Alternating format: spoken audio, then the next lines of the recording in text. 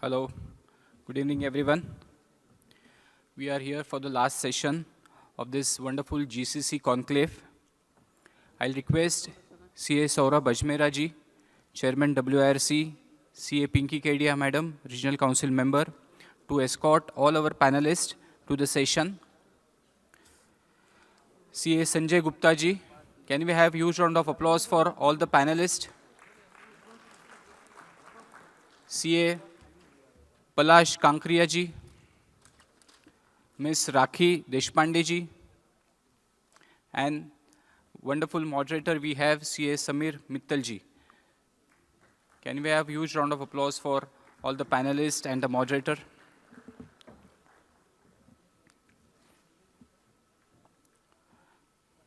Friends, as we are cruising for the last session of the day, the very important topic on financial reporting and compliance, the ecosystem, GCC ecosystem, win-win for the future, and global GCC ecosystem and India's rise.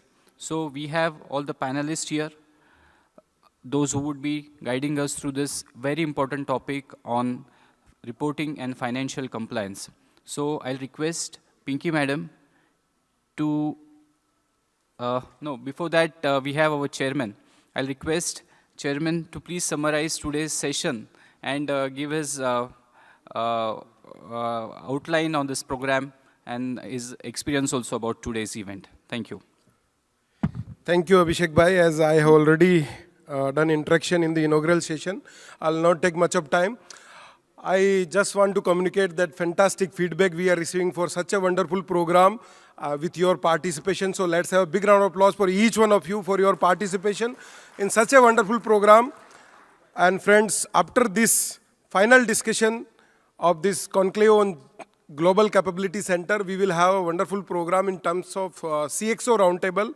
And our registration is open on the request of so many members, because from here also I am getting so many requests to take participation in, and that is why we have opened our registration for the CFO Roundtable, CEO Roundtable and CEO Roundtable, where we have wonderful panel discussions, and then we are having intuitive experience in terms of AI session also.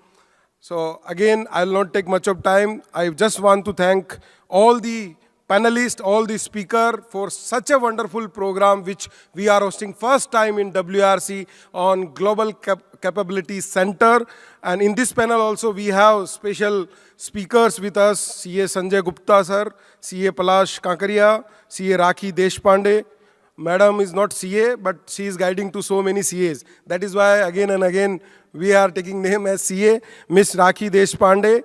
And we have a wonderful moderator who is also having a wonderful experience in terms of GCC, CA Mittal sir. And before that, we had Suresh Suranasi and Rastogi sir with us. So let's have a big round of applause for all the panelists and speakers for making this program more effective and wonderful at WRC.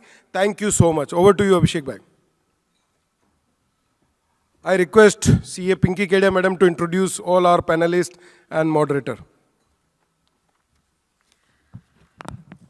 I want to compliment and congratulate our WRC chairman for this wonderful program of GCC and our team of all the council members for that also. And I have given the task to introduce today's this session's panelist and moderator. So I will start with Rakhi Deshpande. She is GCC and leadership advisor with over 20 years of experience in talent acquisitions, leadership hiring, GCC setup, and people consulting. She has successfully enabled 21 GCC build and scale-ups, deploy over $70 million in setup investment, and supported 2,000 plus enterprises, hires across BFSI, technology, pharma, ER&D, and industrial sector. Her expertise includes GCC operating models, BOT transitions, C-suite leadership search, governance advisory, and India GCC investment strategy. Rakhi has worked with organizations including IBM and Genov and has received multiple recognition for leadership and talent management excellence. Welcome, Rakhi, for here. And now Sanjay Gupta ji, he is the Senior Manager Director and CFO Global Finance Shared Service at TIAA GC India, and over 30 years of leadership experience in global finance and shared services. He has hold senior roles with leading organizations including Bank of America, Merrill Lynch, MSCI, Nomura, Dun & Bradstreet, and P&G, driving strategic growth, capital setup, and transformation initiatives. A strong mentor and industry leader, he actively promotes fintech innovations, leadership development, and inclusive social impact through CSR initiative at TIAA India. He holds multiple prestigious qualifications, including CPA, CISA, FRM, CA, CS, and CMA. Sir, so many degrees you have. And reflecting his extensive expertise across finance, governance, and risk management. Welcome, Sanjay ji, for your, I think it will never end, it will not end the list. And see, now Palash Kankariya, he is the partner at RRCO, specialized in auditing, taxation, regulatory compliance, incentives, and business consulting. He leads CFO outsourcing service at RRCO and brings diverse expertise, experience across finance, operations, automation, MIS system, and strategy business advisory for startup as well as multinational companies. And he is an entrepreneur and business leader. He is also the co-founder of PD Poppers Private Limited and has previously worked with Yazaki India Private Limited and Phoenix Meccano India Private Limited, giving him strong corporate and entrepreneurial insight. Known for his practical and people-centric approach, CA Palash actively mentors teams through a training initiative, hackathon, leadership, and while helping business is simply complex financial and operational challenges. Welcome, Palash, for this session. Now the moderator, who will he will take the benefit of moderating all these three things. So Sameer Mittal, he is a chartered accountant, company secretary, and information system auditor with over 15 years of experience in cross-border transaction, foreign investment, and corporate advisory.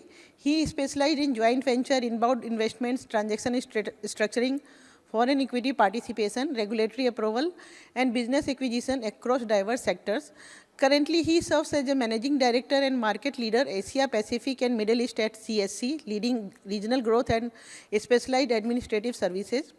An accomplished professional with leadership role in ICI, ICSI, and IIA. He is also the founder of Sameer Mittal and Associate LLP. With these, I request you all to welcome all the panelists and moderator with good round of applause. And I request our WRC chairman and my council colleague Abhishek Dhamne to present memento to all our speakers and moderators.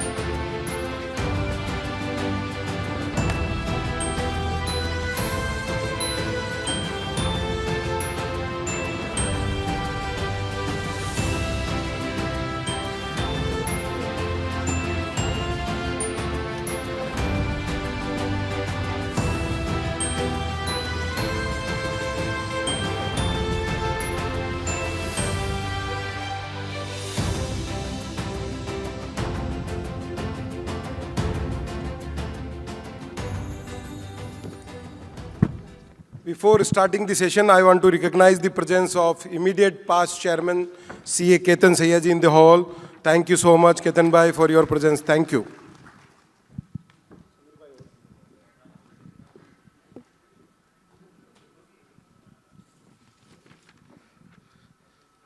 First of all, thank you to WRC for inviting us over here to be part of this wonderful session today and also the wonderful program. I think I arrived a little late, so couldn't hear everything, but what I hear from everybody, the sessions were interesting, and especially looking at the agenda, starting from Gift City to everything. I think we are covering whole of India as compared to only Mumbai, so which is very wonderful. So, so what we are planning is obviously financial reporting remains, our topic for today, but what we thought as a panel is looking at the overall agenda is also to cover some of the missing pieces, from the GCC life cycle, which can be, optimal for all of you as well as for this forum when we're talking about GCC. And obviously we have a distinguished panel with Sanjay ji, Palash and Rakhi and me being here on the ground to support all of you and talk about that. So I'll not do too much of the storytelling, which I'm very habitual of being a salesman, but I'll try to keep it very limited as much as possible. But, one of the things which I feel is like we are at an inflection point wherein, India is at a GCC story or at a point wherein everybody is talking about that. I think we have moved from a point instead of why India is what we can do more from India. That is the most important topic for today. And GCC lies in the center part of that. Because historically, the way we have worked is like people have talked about outsourcing, let's do a cost plus model, on a per hour rate, or look at India as a cheaper alternative or a cost arbitrage perspective. But now the kind of population, the kind of people, the kind of knowledge staff we have on the ground in India, like 600 million people approximately under the age of 35. So which is wonderful. Nobody else in the world have that, including China is equally populous like us, but even they don't have that kind of, the workforce which we have in India. And most of them are good English speaking, tech enabled, and the kind of infrastructure which government has given us in the last 15 years is wonderful.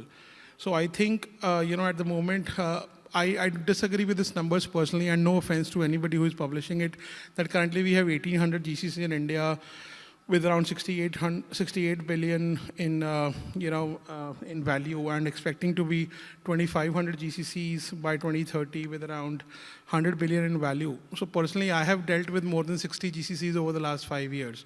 So I think, I don't know how do we categorize or calculate the GCCs here from an 1,800 perspective when the numbers are published, but I think they should be much more than that. I don't know, maybe 5,000, 7,000, but that's where it is. And currently, almost 1/3 of Fortune 500 companies operate from India from a GCC perspective. This is just some of the facts I wanted to share.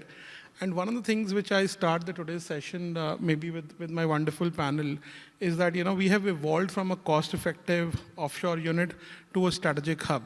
And that is where, we're talking about technology, we are talking about, the manpower, talent, AI, everything. So I think my first question will be to talk about is, from a life cycle perspective, or what kind of, GCCs we are establishing in India, or what kind of life cycle or what kind of different models from a GCC establishment, because this is a pool of chartered accountants which we have here, and they want to know that what kind of different models from a life cycle perspective that exist. Hello. So I would like to start first with the background. As Samiji said, GCC ecosystem is big and huge. But if you look at it, the audience in this auditorium, they are practicing chartered accountants, they are the students or CAs who has passed out and looking at opportunity in the industry. So the GCC ecosystem got almost a 23 lakh people they are employing, which is a huge number. And out of these chartered accountants, there are a significant number of chartered accountants are working with the GCC. So it's a great opportunity for employment. Also, it is a great opportunity for a consulting work with the GCCs. Across India, there are almost 2,500 GCCs, and the entire life cycle of GCC is the setting up the GCC at the initial stage, which requires framing of the policy, registration, compliances, getting the incentive. There are the speakers who came in the morning and spoke about the various incentives offered by the various state governments. Almost around a dozen of state governments are offering 20%, 25% capital subsidy. They are also giving a rent back, 20-25% of the rent is given back. Also the PF contributions and also the patent filing costs are reimbursement. So there is a huge opportunity to do the consulting to the GCCs and get these incentives claimed for them. The other great thing in the GCC is all the BCP, DPDP Act, etc., all those data privacy compliances, etc., is also opportunity area. Definitely, the GCCs, the work which you are doing, I have in my company, I'm employing almost 500 people, chartered accountant and MBAs. They do a complex fund accounting, books closing, reporting, taxation, all kind of work which we do from India for our global organizations, affiliates across the globe. So it's a huge opportunity. It is a huge ecosystem, and the opportunities are enormous. Thank you, Sanjay. Samir, if I may. Coming back to your question in terms of the life cycle of a GCC. See, typically a GCC stops becoming a GCC after 3.5 to 4 years. It just becomes what the parent company is. Why do we distinguish between GCC and the parent company? Is because it is started with an agenda. The agenda is either to build capability or to have a cost arbitrage or to launch new product lines. So there can be multiple. So to keep it short, typically the first 0 to 1.5 to 2 years is called the build phase of a GCC, in which I think your fraternity, the CA fraternity, the finance fraternity has the biggest contribution, because this is the key time when actually the actual setup is done, the advisory is done, the tax models that we spoke about, the incentives, all of this is designed in this phase. So this is a very heavy phase when it comes to the finance, legal and compliance areas. Of course, the scaling is there. The scaling is there from day one. And I truly believe that companies don't come to India to have fancy offices, but to have great people. So the scaling starts from day one, but it picks up after the 6 months to 1 year timeline, when you have a spike of growth that is coming. Because by that time, your headquarters has understood what you can do in India, what capabilities you can build, what is going to be the cost, et cetera, and the first year budget is exhausted. Then, you have a spike of growth that comes in. I think and I'm going to leave it to Palash and Sir to talk about it more, but I believe what the finance community, the CA professional as such can contribute here is how does this transition from a setup to a scaling organization is made smooth for the headquarters. See, in India, we all are Indians. We understand, people know as, people who will do jugaad and get things done. But that's not how things happen when we are viewed from outside India. So I think that is a very important aspect. And then, after scaling, it is about you've set up the GCC, you have come up with the capabilities, what you can deliver, how you can contribute value or revenue or product to your parent organization, and then you just integrate. It is how do you integrate, and that largely depends on the leader of the GCC on how that integration is done. So I have, Samir, in whatever GCCs I have been able to help set up, I've seen this transition happening as a life cycle. Thank you. And that brings to my next question actually, like, as you said, knowledge transfer is one of the key factors in the life cycle. So obviously for our friends here, I think one of the things which probably, I'll put this to the panel, maybe Palash can answer that, is like, what do we differentiate between like the historic, what we call it as a global delivery centers? Like, when we used to say that we used to work on a hourly rate or we provide services as a back office here, as compared to what has evolved as a strategic hub, as a global capability center business, because there's a lot of hype over the last few years on global capabilities, and especially in 24, 25, and now 26, everybody's talking about GCC, including we are here in this big stage of WRC as well. So what has evolved? What has changed from what used to be GDC or outsourcing hubs to where we are on capability centers? Thank you, Samir. I'd like to take us a step back. I'll first talk about something about life cycle, and then I'll answer Samir's question. So what if I tell you that GCC's life cycle can start from your office? What if I tell you that? Because practically that can happen, practically. How many of you have international clients? 15, 20% of you guys, okay? So we know that CAs are good at accounting, CAs are good at compliances, we know that. Now, what happened in my case that I was working on accounting and financial processes of a client for their Indian counterpart and their US counterpart. Then they trusted me with Australian counterpart as well. Then I initiated an idea. I bring on the table an idea that what if you start your own GCC in India?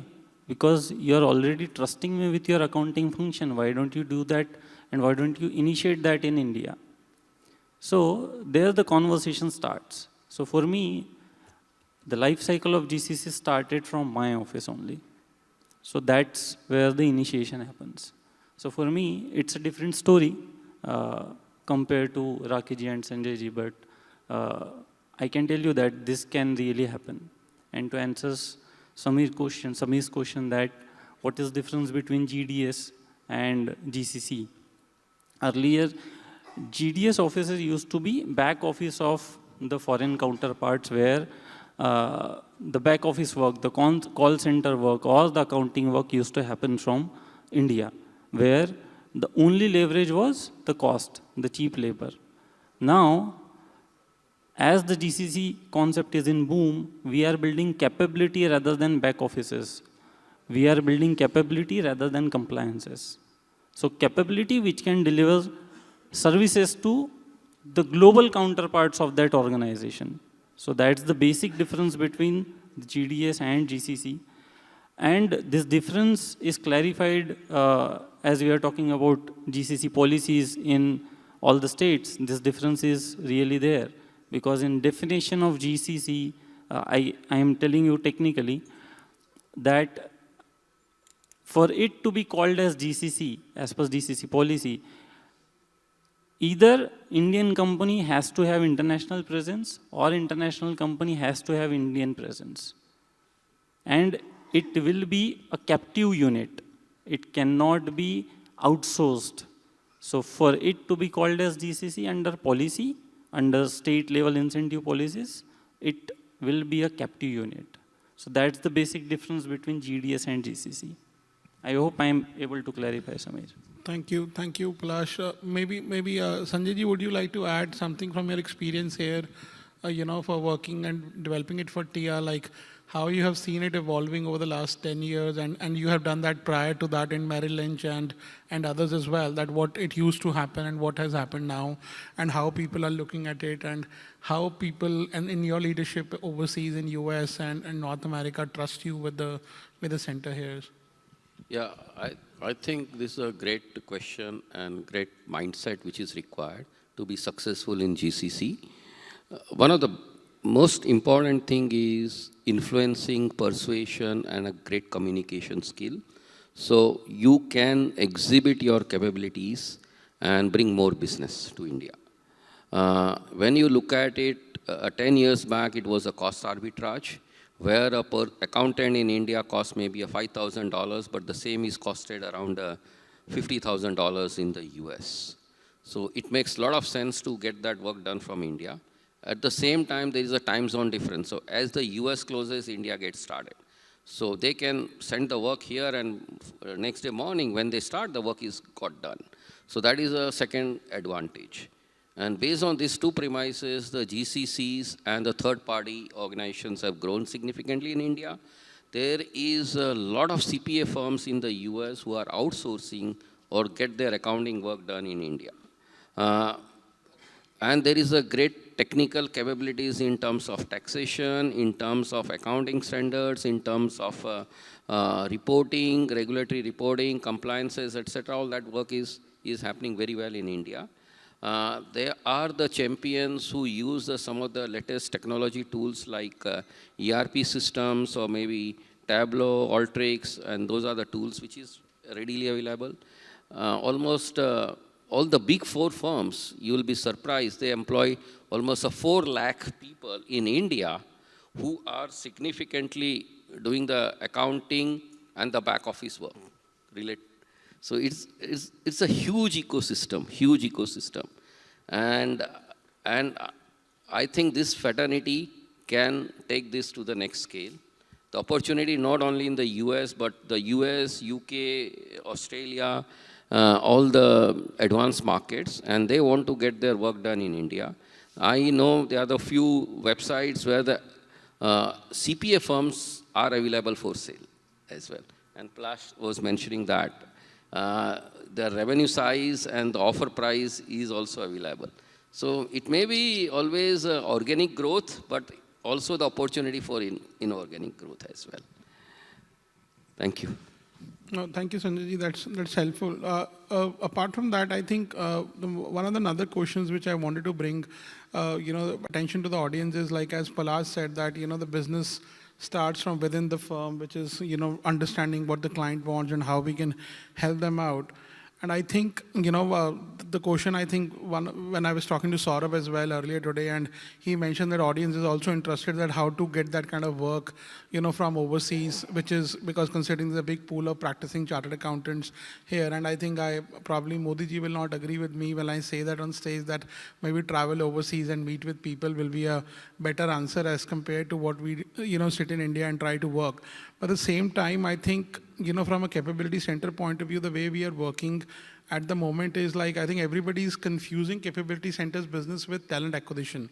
And I think it's not only a talent acquisition business, it is actually much more than that. It has multiple components, including real estate, data, AI, and then strategy and operations, and quite a lot of things. And maybe, Rakhi, from your experience of building 21 centers here or 20 plus centers here, what do you think is like, what all things which are, fellow chartered accountant friends can consider from a practice perspective in terms of an opportunities in this area, looking beyond accounting, tax, and maybe the compliance as a purpose as well?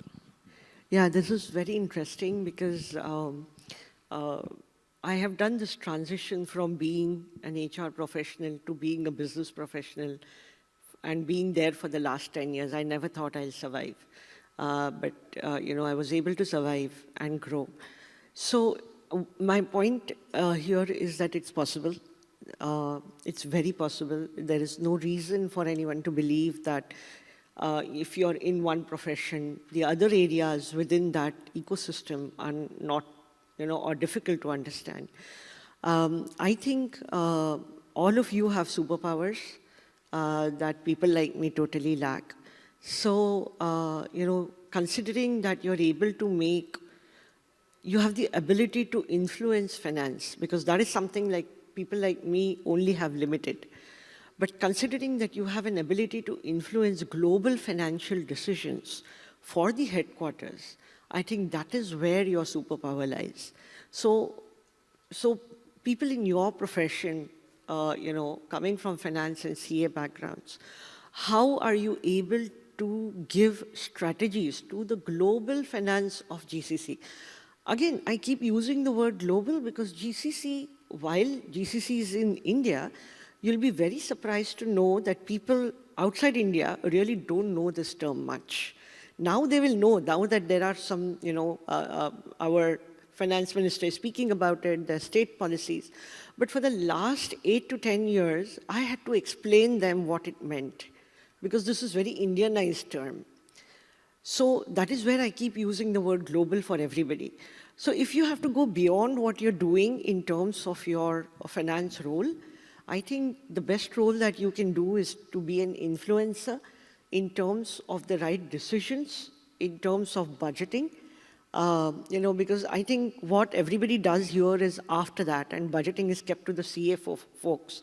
But trust me, when these global people, the global stakeholders come to us, they have no idea how to budget for India. What are the financial models that will run, right? And you have a great insight because you understand taxation, you understand incentives.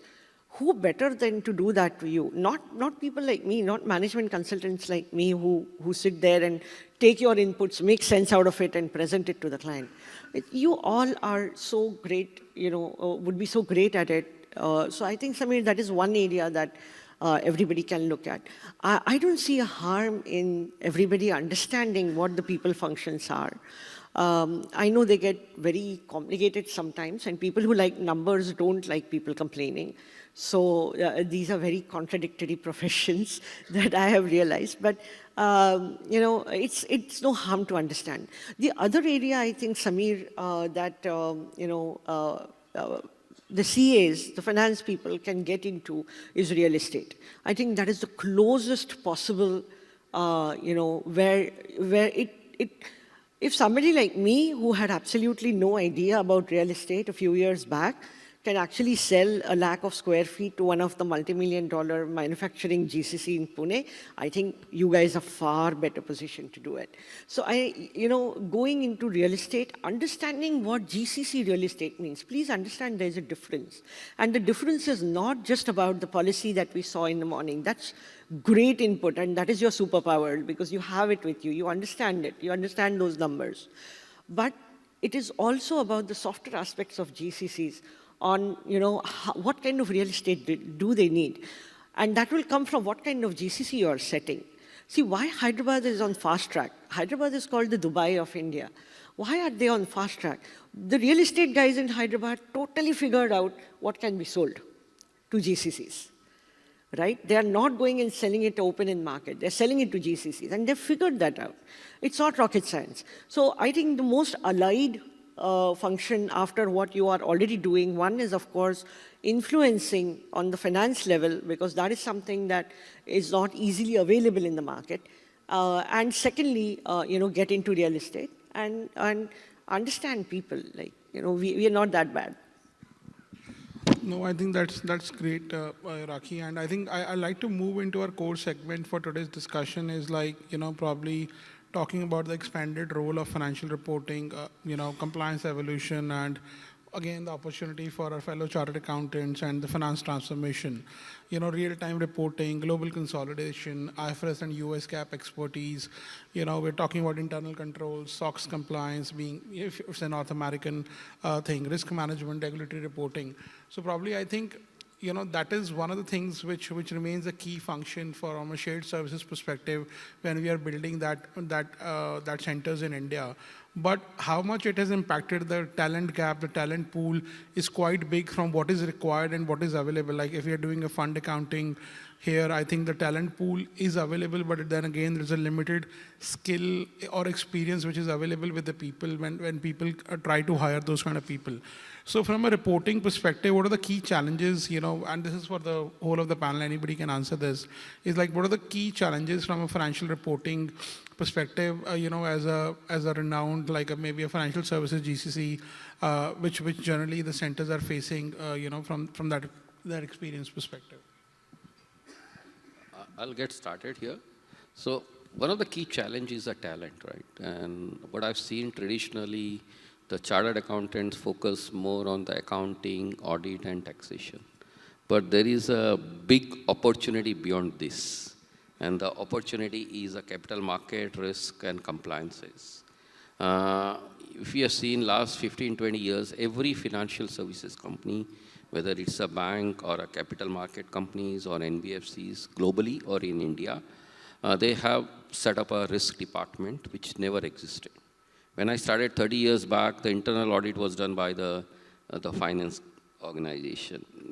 And now the internal audit is an independent organization, sit outside of finance.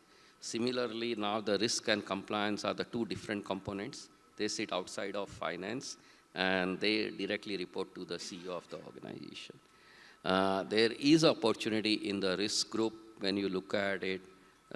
Market risk, there is a separate division for market risk, managing your day-to-day operational risk, strategy risk, as well as the credit risk. Also, there is another big opportunity related to the compliances. And the compliances making sure all your regulatory reporting are done on timely basis. They are done accurately. And also there is a strategy and there are tools behind it.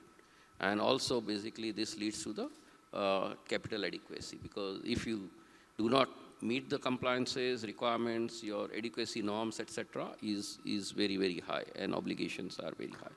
So it's a great opportunity for our profession to get into that. There are a lot of consulting work which is making sure that the compliance related work, or maybe putting up a strategy or and advising on the risk side. And I suggest this profession to get into those areas. These are newer areas, newer opportunities, but very, very rewarding as well. I'll link this point to the success element and the challenges which Rakhi ji has mentioned. See, I would mention one of the challenges which any GCC would face, that the decision makers are sitting in foreign countries. They are not here in India domestically. So when something has to be decided with respect to policies in India, with respect to financial reporting, they are aligned with their country's financial reporting standard, and they are reluctant to align with Indian standards because they don't have knowledge about that. So there, the global financial decision which Rakhi ji has mentioned could not be taken up by Indian decision maker here, which is sitting here, who is sitting here. So all these will drill down to the governance, and you can play a very big role in governance part. For example, Gaurav sir in his session mentioned rightly that now that there are TP reforms, transfer pricing reforms, we need to have specific agreements in place for secondment. Who will draft that? Who will suggest that? You guys will. So it will form part of governance strategy where secondment will be part of each and every foreigner visiting Indian GCC. So governance will play a very huge role in success of that GCC, first. Second, this financial reporting framework or the challenges which a GCC face in India would be mitigated if there is a plan in place to mature that GCC from a cost center to a value center. A value center where the role will expand and grow and adapt it to the current conditions. For example, if in your service agreement, if you have written that accounts payable function would be adopted here or would be done here in India, in Indian GCC, and over the period of time that role has overturned to FP&A, and still the agreement says accounts payable, then that maturity is not good for the team. So hence, governance plays important role, and that can create a financial reporting challenge as well. Thank you, Palash. And in terms of taking a deeper dive into the financial reporting side, what are the and probably again this is for the panel as well, that what is the gap in hiring? Like when we're talking about the capabilities, what we want to hire for financial reporting and governance, and so what is the gap which is available from a fund accounting perspective in the market, and what kind of talent pool is required? So if you guys want to talk about that as well. Yeah, get started. Financial reporting and my firm, I can share my experience. We manage almost 1.5 trillion worth of assets, which is $1,500 billion. We have recently acquired a company called Schroders from the UK that is managing another $1.5 trillion. So we are going to be a $3 trillion asset management company globally, which is a top 10, among the top 10 companies in the world. Now, when you look at it, this managing $3 trillion, there is a lot of opportunities for a chartered accountant, because we do the public fund management reporting from India, which is a SEC reporting, which is a monthly, quarterly, yearly reporting, and a deep knowledge is required to file those forms, prepare those forms, etc. And all that work is getting done from India. So there is a knowledge base which we need to build it, skill we need to build it, but it's a very rewarding. Okay. On the private investment side, we manage another $100 billion, which is again, there is a specific requirements from the FINRA, there is a valuation norms, global valuation norms, etc., which we adopt. So there is a huge opportunity on the valuation side, there is a huge opportunity available on the accounting and reporting of those numbers. And apart from that, we have around $100 billion of real estate funds. The entire real estate accounting, the property managers, the reporting, compliances, etc., all those global work in the sophisticated market like US, UK, and Australia is all getting done from India. So there is a significant knowledge and the capabilities already built by the peer organizations. The ecosystem do exist. There are many more companies who has not come into India, but they want to come in. And the kind of a cost leverage is very significant, 5 to 7 times. I think that this fraternity can do a lot of that work from India. The only thing which is mentioned is it needs some sophistication because you are dealing with the cross-border and the communication skills needs to be a stronger requirement here. But the capability and talent do exist. It just, we need to add that sophistication layer to get that work executed out of India. I just have one point to add here. Certainly, the talent acquisition is Rakhiji's area, but I have 1 or 2 points here to add. So, we say that there is enough talent pool available, but we don't find any when we go for hiring. Why is that? So, how many of you are practicing chartered accountants? Raise your hand, please. So, why do we hire articles? Why don't we hire employees directly? We hire because they are cheaper resource, they are well taught, and they can be trained. And Sanjeev sir, in his panel discussion, rightly mentioned that we have to invest in upskilling. Otherwise, this generation, Gen Zs, where we think that we are facing a lot of problem, we should really be investing in upskilling, and we should really be investing our time in understanding them. So I just have one line to add on this, that if, when Sanjeev ji explained that we have to invest in upskilling, a lot of you might have thought about, यार क्यों करना है, upskilling में invest छोड़ के तो जाने ही वाले हैं ये लोग हमको. So if you think that why to invest when they are gonna leave, what if you don't invest and they stay? What if that happens? So think about it, about staffing and investing in upskilling. Yes, Rakhi ji, it's your area certainly. No, I think talent is everybody's problem. I'll make it quick. See, in terms of talent, Samir, I've seen that GCC started very focused on technology, right? So everybody wanted to get their products developed by cheaper resources in India. The scale is something that no country can beat in terms of the scale and cost arbitrage. Even if we are costlier than what we were earlier, still we beat, the global markets. But now I'm seeing that GCCs are coming up in the variety of areas, and we were discussing outside that, what Sanjay ji is doing, even what Samir has been doing, or Palash has been doing, is fintechs, health tech, fintech, edutech, and now I'm seeing core industrial GCCs, coming.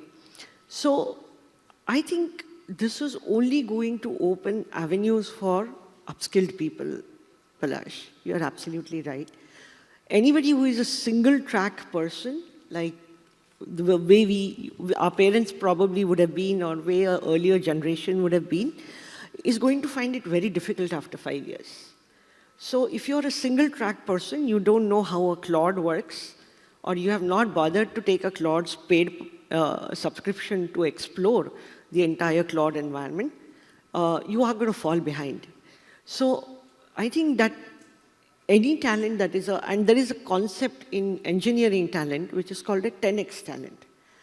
10x engineers, they're just talking about 10x engineers, but I call it 10x talent because this is a talent that can spot problems, solve problems, and use technology to solve those problems. So if any of you are more curious, go search what is a 10x engineer and try and apply that to your own portfolio.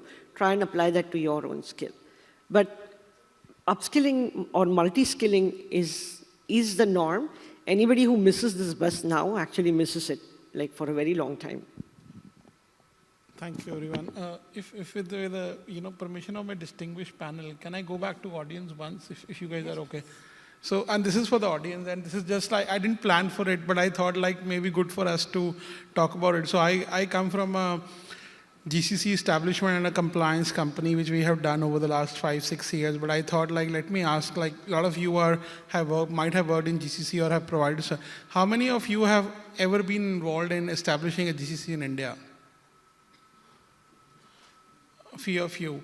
And does that include like hiring people or like establishing a company or doing a full? Are you a practicing chartered accountant, sir? You're not a practicing chartered accountant. Anybody from a practicing chartered accountants world has been? Who has done that?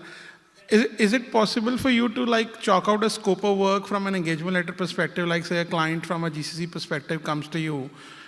No names to be taken, but what all, we will talk about from a scope of work for a GCC, like, for example, XYZ company in US wants to establish a center in India. As a practicing chartered accountant, they reach out to you for helping them with setting up of GCC. What all services do you think we can provide to them?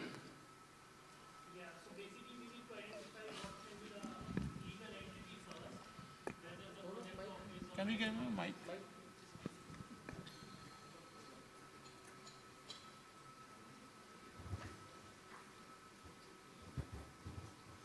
Yeah, so as a chartered accountant, first of all, we need to identify which legal entity is more appropriate. Then we need to advise which entity is more beneficial and as per their objectives. Then definitely we need to incorporate or form that company or LLP or a license office or project office. After that, we need to incorporate, then bank account, then banking, accounting, legal compliances, then refund support services, then litigation support services, then MIS, bookkeeping and all. So those kind of things we are providing to as a GCC. What's your good name, sir? Myself is Vinay Bhushan. Vinay, thank you, Vinay. It's okay, right? I can call you Vinay, right? Yeah. Thank you. So one of the things we all heard is like, what Vinay said, like pre-advice, pre-setup advice, incorporation support, capitalization support, bank account, accounting, payroll, and tax. If I talk about my engagement letter with the client, which I do all of this. Plus, I also add recruitment support, talent acquisition support, employee handbooks. I would also add, talking about an offer letter support or working with them, helping them onboard employees, onboarding of the employees. Payroll, Vinay said, but apart from that, I'll also add on exit of the employees. I'll also talk about data protection. I'll also talk about intercompany agreements. I'll also talk about transfer pricing. I'll also talk about transfer pricing study. I'll also talk about per seat services like occupier seat services. I'll also talk about what we call it as labor law compliances, like advising on the labor law side, and also to the labor law compliances. This is what I can think of as of now. And then this can add on. What I just said normally becomes part of most of my clients, and they're happy to be working with us as a one support service, which is not only financial, regulatory, compliance, accounting, and tax, but beyond that as well. As long as they trust us with something, to establish their entity, that means they trust us with everything.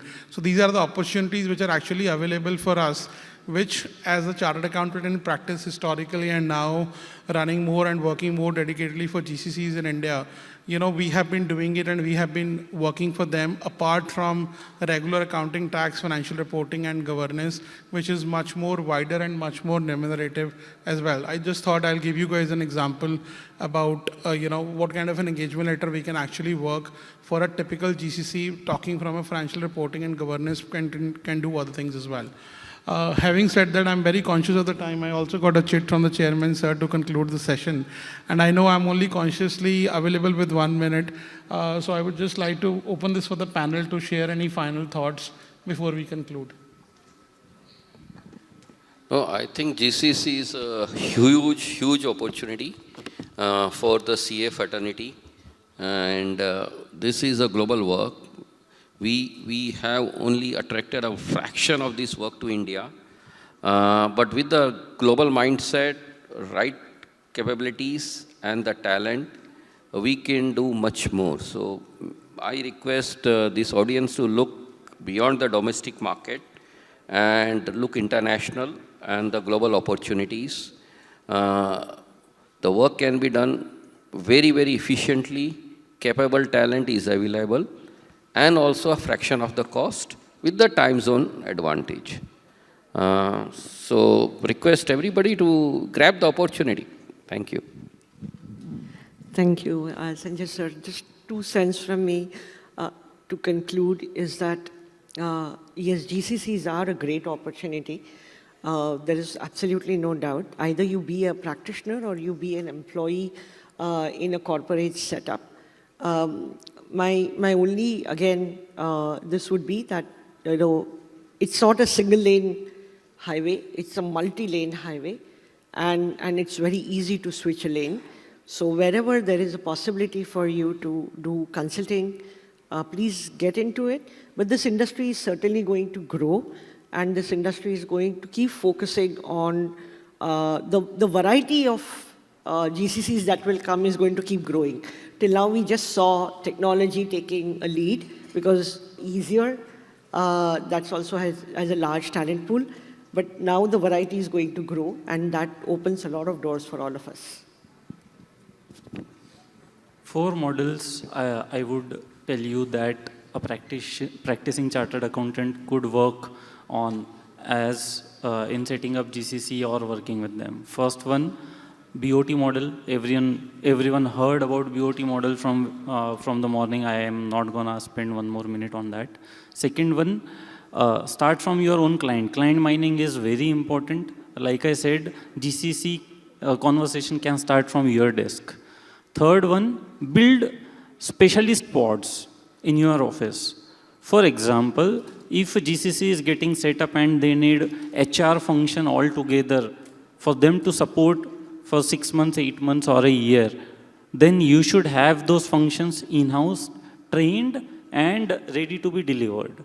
So when they will get to that need, you will outsource your HR function team to them, to GCC, so that you can work as specialist pods. And fourth one, you can act as knowledge partner to GCC. Example, TP example, and the master service agreement drafting example, that can be done very well. And you will be on the table of GCC as a strategic partner rather than a compliance partner. Those 4 models you can work on with GCC. Thank you, everyone. Just one last point from us. We spoke quite a lot about the legal things to be done as part of the GCC support. And this is my personal disclaimer because I'm not sure if somebody from Bar Council is already here. So we're not trying to be legal practitioners here. We're just trying to stay in the limit of being a chartered accountant and what we'll do in a chartered accountant's capacity, and will not exceed any limits to become a lawyer. Yeah, I would add only 2 things.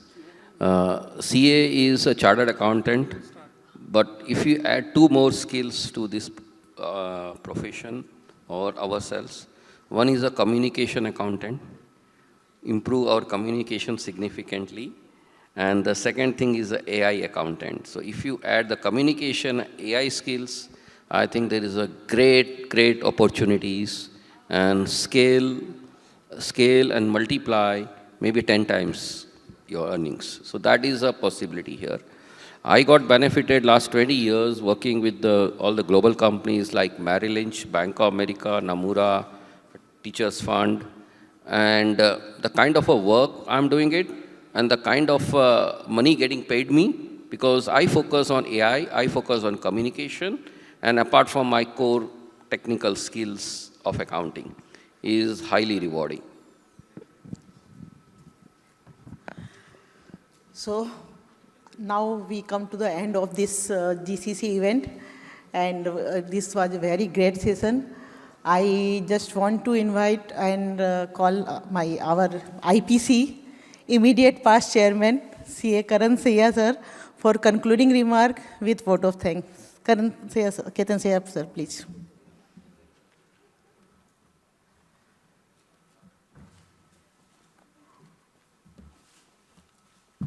Thank you so much, Pinky.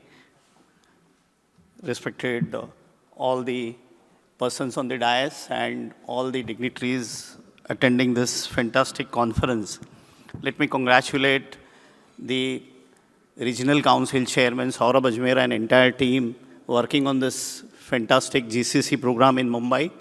Since last year, we were conceptualizing this program, and I think this happened today. And since morning, I'm sure you would have attended all the sessions and gained knowledge about various aspects of GCC, including taxation, setting up in IFSC, SEZ, etc., etc. And just now we heard all the worthy panelists about, various questions which rightly asked by the Samir moderator and all the panelists answered. But often, we as a practitioner get that question, and in a lot of program we get that question, that how do we get the first client? I mean, maybe one tip from each of you, that if I'm a normal practitioner and I want to intend to start GCC, how will I get my first client? If you can, just say one tip from your side, I think that will be more useful to all of us.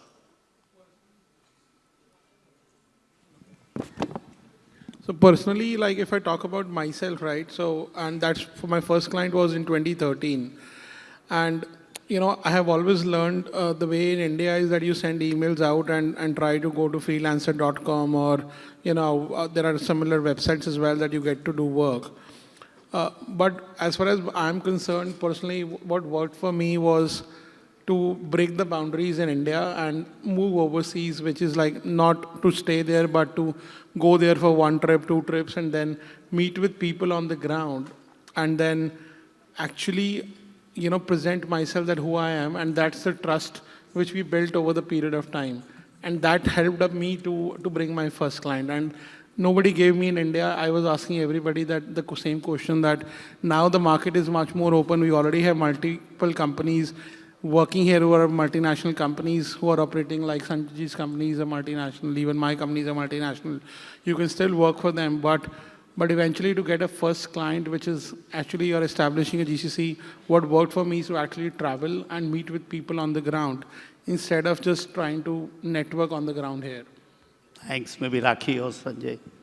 I would say there is an organic way and there is an inorganic way. The organic way is if you approach 100 people, there may be a 1% success rate. So collaborate with the CPA firms in the US or chartered accountant firms in the UK and see if there is a synergy and you can get a customer from them. The value proposition is very high, so there are good chances, but you need to talk to 100 CPA firms to get one account. The other inorganic is there are a lot of CPA firms who are reaching mid-size, small size, end of their life, because the CPA there is like getting aged and he wants to close his firm and sell it. So, and it's available at reasonable price. You can acquire one of them, the work can be moved to India, and you can do it at a fractional of the cost. So the profitability can be acquired in a 1 year's time, high ROI. So that is another opportunity. So use organic way, methodology, inorganic, whatever works for you, but get going. Fantastic. Rakhi, over to you. Yeah, I got my first client by telling them what they can do in India, what they're not doing currently. And that was simple math. It was just telling them what a bunch of developers is costing them there and what a bunch of developers is going to cost them here, but with good quality. So, without compromising on the quality, making sure that they are able to deliver the work they are there. And while now it makes me feel very easy to talk about it, when I actually did it, I did a detailed market study, showed them the kind of work that happens in their competitive companies in India, prepared a proper report, and then came to my logic about finance. So finance was actually the last thing I sold, which was like the seal the deal thing, like iske baare aap kuch nahi bol sakte ho types. But the logic was built. So I think that is how I got my first client, and then it just kept coming. Great, great. And though we are missing Parag, I think, Parag was to come, but Palash has rightly, taken up the session and fantastically covered all the questions. Palash, though I know the entire story of your firm, but still if you could, So, we had session from Prashant sir. Prashant sir rightly mentioned that 96% of their clients are from reference. And same is the story with us as well. So to land your first client, you should talk about that topic more and more. So do you think that I am an expert in GCC? How many people think so? I'm not an expert in GCC, at least. I'm here to talk about it. And by that, I might land my first client in GCC. So think about it. You just have to talk about it if you have to land first client, and build your processes within the firm such that your existing client will refer the first client in that area. Just rightly mentioned by Prashant sir. Thank you so much. I think let's have a big round of applause for all of them. I think it's like, a chicken and egg situation, and, we should build the capabilities, and then definitely we should hunt for the client. And as they rightly said, it could be personal visit, contacting over the mails or social medias or whatever, and maybe it could be organic, or it could be buyout of some firms in US, UK, whatever. I've been doing, KPO, BP audit for almost 30 years, and I've seen the way things are moving in this space. Of course, the terminology of GCC has come now, but India, the close competitor is Philippines, and we've been seeing that if it comes to the cost, probably Philippines may be cheaper. But the best part of our country is the working hard. The way the Indians deliver, be it, midnight or be it early morning, and we meet all target. I've seen, kind of delivery which are happening from India, and that's, I think, putting us ahead of all the countries on the global map. And I'm sure this line has got huge potential. Once again, thanking all of you for your valuable presence since morning, thanking all the speakers who are there since morning, and let's have a very big round of applause for all of them. Thank you so much. I'll request Rakesh Bhai to join for a photo on the stage. All the RCMs who are there, please join on the stage.